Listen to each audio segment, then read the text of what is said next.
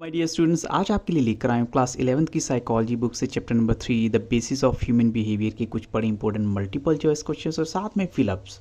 और ये इस वीडियो का पार्ट 2 है। इससे पहले पार्ट 1 दे चुका हूँ, जिसका लिंक आपको इसी वीडियो के डिस्क्रिप्शन बॉक्स में मिलेगा या फिर आप इस चैनल की प्लेलिस्ट सेक्शन को विजिट कर सकते हैं। तो यहाँ पर देखते हैं फर्स्ट क्वेश्चन आपके लिए।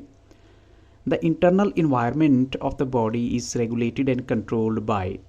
जो हमारी बॉडी का इंटरनल इन्वायरमेंट होता है वो कैसे रेगुलेट होता है, कैसे कंट्रोल होता है। तो ऑप्शंस आपके सामने हैं। द आयम्बिक सिस्टम है, मिड ब्रेन के द्वारा, या हाइपोथैलेमस, या फिर थैलेमस के द्वारा। तो यहाँ राइट आंसर क्या होगा? तो ऑप्शंस आपके सामने गिवन है और बताइए राइट आंसर क्या होना चाहिए। तो यहाँ पर जो करेक्ट आंसर है वो है ऑप्शन तो यहाँ पर जो राइट आंसर है वो है ऑप्शन बी, कि जो इंटरनल इन्वायरमेंट है हमारी बॉडी का उसको कंट्रोल या रेगुलेट करने का काम होता है मिड ब्रेन का। अब चलते हैं क्वेश्चन 2 के लिए। विच of the following is an example of reflex action. इनमें से एक जो है रिफ्लेक्स एक्शन का एग्जाम्पल है। तो ऑप्शन आपके सामने है ब्रीदिंग, स्ट्रेचिंग, नी जर्क, या लास्ट ऑप्शन है ऑल ऑफ दीज। तो यहाँ पर राइट आंसर क्या होना चाहिए? तो रिफ्लेक्स एक्शन का जो एग्जाम्पल है वो सारे के सारे ऑप्शन यहाँ पर राइट आंसर है। और आपको उसकी डेफिनेशन पता होगी तो आपको क्लियर हो जाएगा कि एक रिफ्लेक्स एक्शन क्या होता है। एक इनवॉलंटरी एक्शन होता है, वॉलंटरी नहीं होता। That occurs very quickly after its specific kind of stimulation and the reflex action takes place automatically without conscious decision of the brain. तो ऑफ कोर्स जैसे इसमें एग्जांपल दिया है कि ब्रीदिंग है। अब ब्रीदिंग ये नहीं है कि ब्रेन को सोचना है कि इसको ब्रीदिंग करनी है या स्ट्रेचिंग करनी है। ये तो नेचुरल चीज़ें होती हैं जो पता भी नहीं लगता, और नी भी कई बार जर्क कर जाती है, जो ऐसे सिमल्टेनियसली ही होता है और आपको पता नहीं लगेगा कि कैसे हुआ ये सब कुछ। अब चलते हैं नेक्स्ट क्वेश्चन के लिए। What makes up the largest part of the brain, यानी क्या चीज़ है जो ब्रेन का लार्जेस्ट पार्ट कही जा सकती है। तो ऑप्शन आपके सामने है फ्रंटल लॉब है, या पेरिएटल लॉब है, या टेम्पोरल लॉब, या लास्ट ऑप्शन है ऑक्यूपिटल लॉब। तो यहाँ राइट आंसर क्या होना चाहिए? यहाँ पर जो राइट आंसर है वो है option A, frontal lobe correct answer है यहाँ पर, क्योंकि फ्रंटल लॉब जो है मेनली कंसर्न करती है विद कॉग्निटिव फंक्शंस। अब कॉग्निटिव फंक्शंस वो होते हैं जिसमें आपकी थिंकिंग प्रोसेस इन्वॉल्व होती है, उसमें अटेंशन है, थिंकिंग है, मेमोरी है, लर्निंग और रीजनिंग, ये सारे के सारे इसी के ही पार्ट होते हैं। अब चलते हैं नेक्स्ट क्वेश्चन के लिए। A physical stimulus is converted into a neural impulse, और ये एक प्रोसेस के द्वारा होता है। जो हमारा फिजिकल स्टिमुलस है वो एक न्यूरल इम्पल्स में जब कन्वर्ट होता है, और वो प्रोसेस का नाम क्या है? तो राइट आंसर आपके सामने क्या होना चाहिए? तो यहाँ पर जो करेक्ट आंसर है वो है, येस ऑफ कोर्स हम कहेंगे ऑप्शन सी करेक्ट आंसर है। ट्रांसडक्शन जो है उसे हम बोलेंगे। अब चलते हैं नेक्स्ट क्वेश्चन के लिए। Which brain region controls the pituitary gland. Pituitary gland को कंट्रोल करने का काम जो है ब्रेन के किस रीजन का होता है? तो ऑप्शन आपके सामने है सेरेबिलियम, या थैलेमस, या हाइपोथैलेमस, या फिर लास्ट ऑप्शन आपके सामने है पैनक्रियाज। तो ये किसका काम हो सकता है? तो ये काम होता है एक्चुअल में, yes of course that is a work of.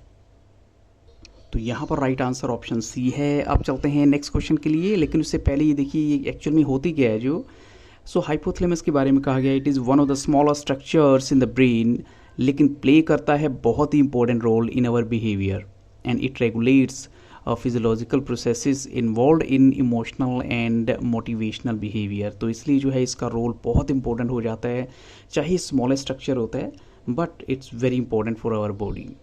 अब नेक्स्ट क्वेश्चन देखिए। A neuron has 3 parts. अब वो 3 पार्ट्स कौन से हो सकते हैं? तो ऑप्शन आपके सामने हैं और बताइए राइट आंसर क्या होना चाहिए। जैसे आपने देखा होगा कि इसमें हर एक ऑप्शन में 3 पार्ट ही आपको गिवन है, बट एक यहाँ पर करेक्ट ऑप्शन है, और वो कौन सा ऑप्शन राइट हो सकता है? तो यहाँ राइट आंसर है आपके सामने, वो है ऑप्शन।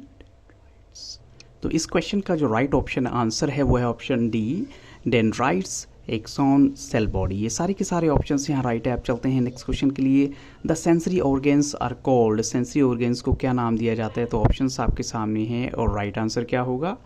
इन्हें कहा जाता है, yes of course that is option B, receptors. अब चलते हैं नेक्स्ट क्वेश्चन के लिए। So which of the following is not true of chromosomes. इनमें से कौन सी स्टेटमेंट क्रोमोजोम्स को लेकर सही नहीं है?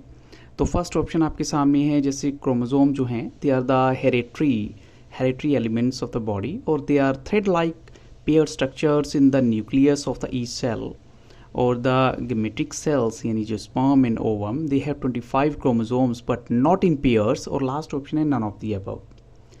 तो यहाँ पर हमने ये बताना है कि ट्रू नहीं है, यानी जो क्रोमोसोम्स को लेकर कौन सी स्टेटमेंट सही नहीं है, तो दैट इज ऑप्शन, ये सब कोर्स ऑप्शन सी हम कहेंगे राइट आंसर है। उसका रीज़न क्या है एग्जैक्ट आंसर में देखिए, जो गेमेटिक सेल्स हैं जैसे sperm and ovum they have 23 chromosomes but not in pairs. अब चलते हैं नेक्स्ट क्वेश्चन के लिए। So which one of the following best describes enculturation, तो यहाँ पर राइट आंसर क्या हो सकता है, ऑप्शंस आपके सामने गिवन है और बताइए करेक्ट आंसर क्या होगा।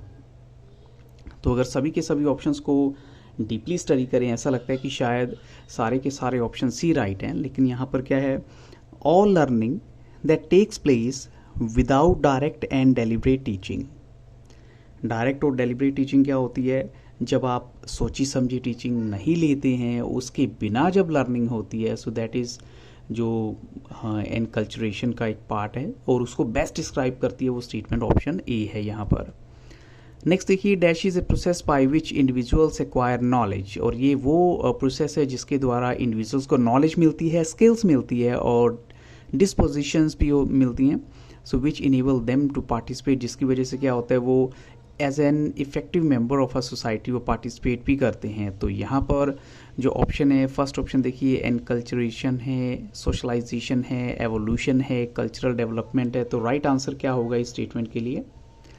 तो आप खुद सोचिए कि ऐसी क्या चीज़ है जिससे हम सोसाइटी के एक इम्पॉर्टेंट मेंबर बनते हैं या सोसाइटी से हम जुड़ जाते हैं।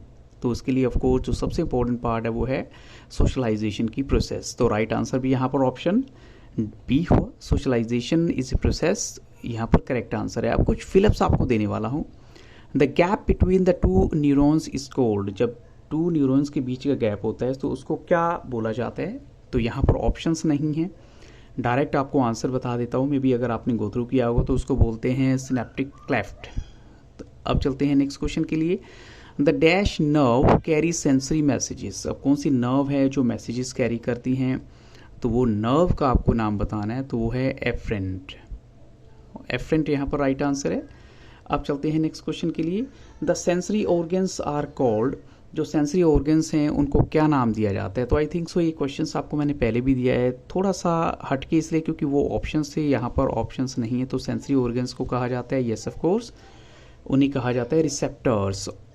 अब चलते हैं नेक्स्ट क्वेश्चन के लिए। So diabetes is caused due to the deficiency of, अब डेफिशिएंसी का मतलब क्या होता है, कमी। जो डायबिटीज़ क्या होती है, शुगर होती है, ये किसकी कमी की वजह से होती है। तो यहाँ पर हम जो राइट आंसर देंगे वो क्या है, यस ऑफ कोर्स इंसुलिन। और लास्ट ऑप्शन, लास्ट क्वेश्चन यहाँ पर है, dash carry information away from the central nervous system, ये वो चीज़ है जो सेंट्रल नर्वस सिस्टम से इंफॉर्मेशन को दूर लेके जाती है। तो वो क्या चीज़ है, तो वहाँ पर जो राइट आंसर वो क्या है, yes of course that is efferent neurons जो हैं they carry information away from the central nervous system. So ये यहाँ पर राइट आंसर है। तो इन्हीं क्वेश्चन के साथ इस वीडियो को यहाँ स्टॉप करूँगा, but that is not the end. आपको फिर भी किसी तरह की कोई रिक्वायरमेंट लगती है आप ज़रूर बताइए, कमेंट सेक्शन में जाके मुझे बोलिए।